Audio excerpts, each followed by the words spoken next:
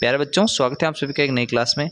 इस क्लास में हम बात करने वाले हैं आंकड़ों के प्रबंधन की दूसरी प्रश्नावली 4.2 के बारे में। ये इस टॉपिक की या इस अध्याय की हमारी अंतिम प्रश्नावली होने वाली है। साथियों, इस प्रश्नावली में हम प्रायिकता को देखेंगे। प्रायिकता जिसे अंग्रेजी में प्रोबेबिलिटी कहा जाता है। तो चलिए क्लास शुरू करते हैं।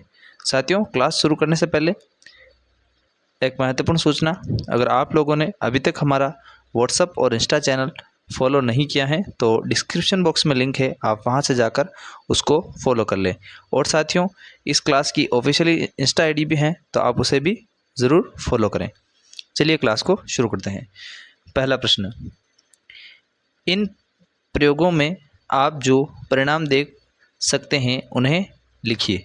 यानी ये जो प्रयोग हैं, यहाँ पर कुछ परिणाम दिए हुए हैं, तो वो उन परिणामों को अपने को यहाँ पर लिखना है, यानी बताना है कि कुल कितने परिणाम बन रहे हैं। देखिए, ये एक पहिया है, तो इस पहिए को घुमाने पर कुल कितने परिणाम आते हैं? तो इस पहिए को घुमाने पर कुल 5 परिणाम आते हैं, ए, बी, सी और डी। तो यहाँ पर कुल 5 परिणाम आएंगे। दूसरा पूछा गया है कि 2 सिक्कों को एक साथ उछालने पर, तो हम जानते हैं कि एक सिक्के में कुल 2 परिणाम होते हैं, हेड और टेल, यानी चित्त और पट। अब यहाँ पर 2 सिक्के उछाले गए हैं, तो यहाँ पर दोनों सिक्के के 2 हेड और 2 टेल हो जाएंगे। तो कुल कितने परिणाम आ सकते हैं? तो साथियों, दोनों सिक्कों को उछालने पर हेड भी आ सकता है और हेड टेल भी आ सकता है और टेल हेड भी आ सकता है और टेल टेल भी आ सकता है, यानी कुल 4 परिणाम आ सकते हैं। इसके बाद बात करते हैं प्रश्न संख्या 2 की।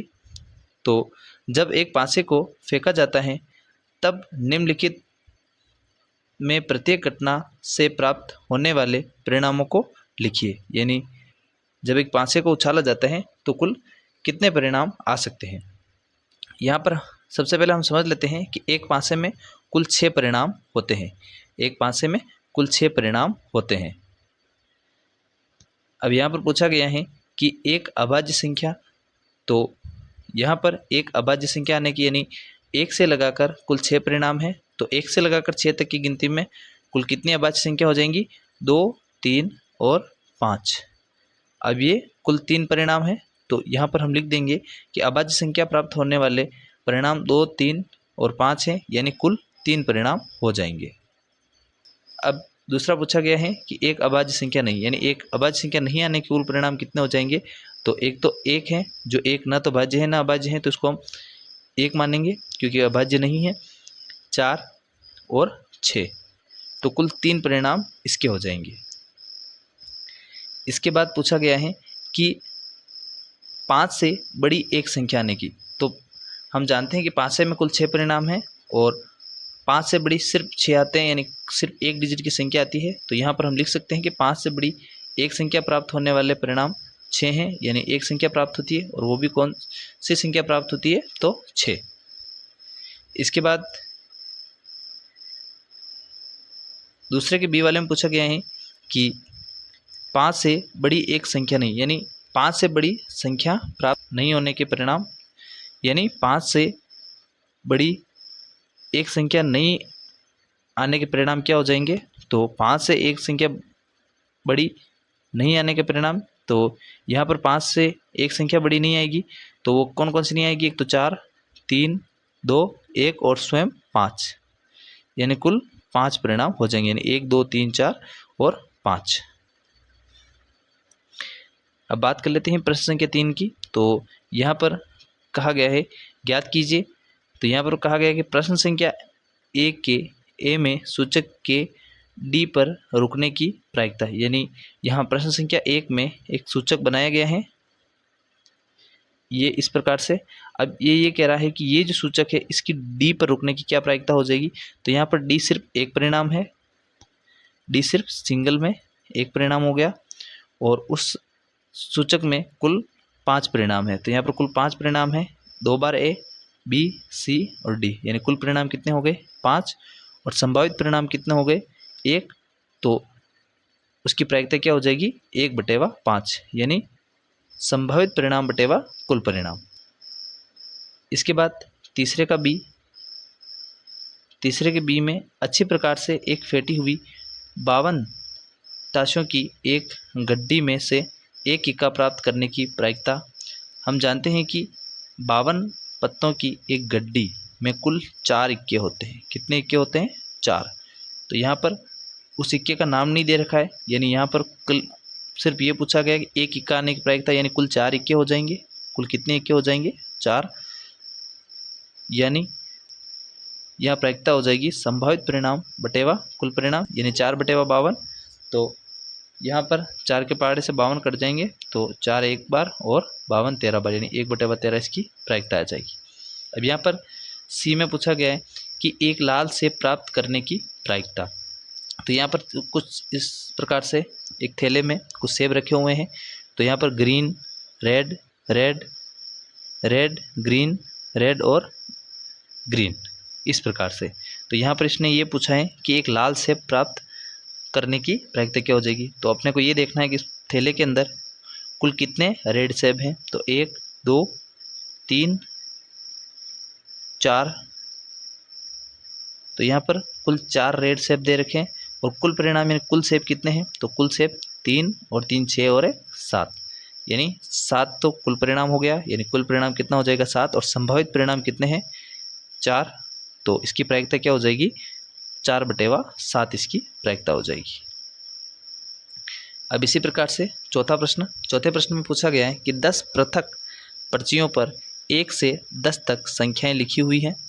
एक पर्ची पर एक संख्या है, उन्हें एक बक्से में रखकर अच्छी प्रकार से मिला दिया जाता है। बक्से के अंदर से बिना देखे एक पर्ची निकाली जाती है, निम्नलिखित की प्रायिकता क्या होगी। तो यहाँ पर ये कहा गया है कि एक समय में सिर्फ एक पर्ची निकाली जाती है। तो इसने पहले में ये पूछा है कि संख्या 6 प्राप्त करना। अब संख्या 6 प्राप्त करने की प्रायिकता क्या हो जाएगी, तो 1 से लगाकर 10 तक की गिनती में 6 सिर्फ एक बार आते हैं, यानी संभावित परिणाम कितने हो गए 1, और कुल परिणाम कितने हो जाएंगे 10। तो ये हो जाएगा, इसकी प्रायिकता हो जाएगी 1/10। इसी प्रकार से दूसरे में पूछा गया है कि 6 से छोटी एक संख्या प्राप्त करना। अब यहाँ पर 6 से छोटी कुल कितनी संख्या हो जाएगी 5 4 3 2 और 1, यानी कुल 5 संख्याएं हैं जो 6 से छोटी है, यानी संभावित परिणाम कितना हो गया 5। इसका मतलब ये हुआ कुल परिणाम 10 हैं और संभावित परिणाम 5, यानी 5/10 इसकी प्रायिकता आ जाएगी। 5 के पहाड़े से 10 कट जाएंगे, इसका मतलब 1/2 इसकी प्रायिकता आ चुकी है। इसी प्रकार से तीसरा पूछा गया है 6 से बड़ी एक संख्या। अब 1 से लगाकर 10 तक की संख्या में 6 से बड़ी संख्या कौन कौन सी हो जाएगी 7 8 9 और 10, यानी कुल 4 संख्या हैं जो 6 से बड़ी हैं। तो संभावित परिणाम कितना हो गया 4, और कुल परिणाम कितना हो गया 10, यानी 4/10 इसकी प्रायिकता आ जाएगी। अब 2 के पहाड़े से कर सकते हैं, तो 2/5 इसकी प्रायिकता हो गई। अब इसी तरीके से चौथे का चौथा पूछ रखा है कि एक अंक की एक संख्या प्राप्त करना। अब यहाँ पर एक अंक की यानी 1 से लगाकर 10 तक के डिजिट में सिर्फ सिंगल वर्ड यानी सिंगल डिजिट की यानी एक डिजिट की संख्या कौन सी होती है 1 से लगाकर 9 तक, उसके बाद डबल डिजिट की संख्या शुरू हो जाती है, यानी कुल 9 परिणाम 1 2 3 4 5 6 7 8 और 9, यानी कुल संभावित परिणाम कितने हो जाएंगे 9, यानी इसकी प्रायिकता हो जाएगी 9/10। इसके बाद बात कर लेते हैं पांचवें प्रश्न की। पांचवें प्रश्न में क्या कहा गया है, यदि आपके पास 3 हरे त्रिज्याखंड, एक नीला त्रिज्याखंड और एक लाल त्रिज्याखंड वाला एक घूमने वाला पहिया है, तो एक त्रिज्याखंड प्राप्त करने की प्रायिकता क्या है। ऐसा त्रिज्याखंड प्राप्त करने की प्रायिकता क्या है जो नीला न हो।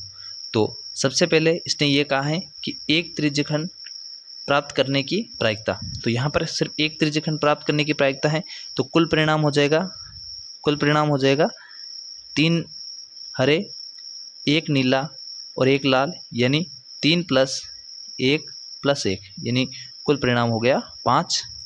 अब यहाँ पर एक त्रिज्यखंड प्राप्त करने की प्रायिकता क्या हो जाएगी? 1/5। यहाँ पर कोई रंग फिक्स नहीं किया, इसने सिर्फ ये कहा एक त्रिज्यखंड। अब एक त्रिज्यखंड वो कोई सा भी हो सकता है, इसका मतलब 1/5।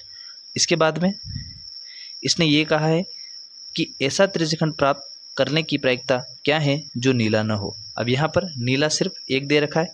अब नीला न हो यानी 5 - 1, तो 4 ऐसे त्रिज्यखंड हैं जो नीले नहीं हैं, यानी अपनी प्रायिकता क्या हो जाएगी? संभावित परिणाम हो जाएंगे 4 और कुल परिणाम हो जाएंगे 5, यानी 4/5 अपनी प्रायिकता हो जाएगी। अब छठा प्रश्न ये पूछा गया है कि प्रश्न संख्या 2 में दी हुई घटना की प्रायिकता ज्ञात कीजिए।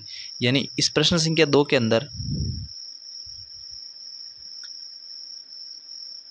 जो घटनाएं दे रखी हैं इस प्रकार से, इनकी आपको प्रायिकता निकालनी है। जैसे मान लीजिए हमें 1 का ए वाला बताता हूँ, तो 1 से लगाकर 6 तक की संख्या यानी 5 में कुल 6 परिणाम हो रहे हैं। तो इस 6 परिणाम यानी 1 से लगाकर 6 तक के परिणाम में इसने ये पूछा है कि एक अभाज्य संख्या, अब एक अभाज्य संख्या, तो 1 से लगाकर 6 तक की संख्या में कुल कितनी अभाज्य संख्याएं होती है? 2, 3 और 5, यानी कुल 3 अभाज्य संख्याएं होती है, यानी संभावित परिणाम 3 हो गए और कुल परिणाम 6, यानी 6/3। इसका मतलब ये हुआ कि 1/2 इसकी प्रायिकता आ चुकी है। इस प्रकार से आपको दूसरों की भी प्रायिकता निकालनी है। आई होप ये क्लास आपको पूरी तरीके से समझ में आ गई होगी। क्लास समझ में आई तो क्लास को लाइक करें, चैनल को सब्सक्राइब करें। मिलते हैं नेक्स्ट क्लास में, तब तक के लिए जय हिंद, जय भारत, वंदे मातरम।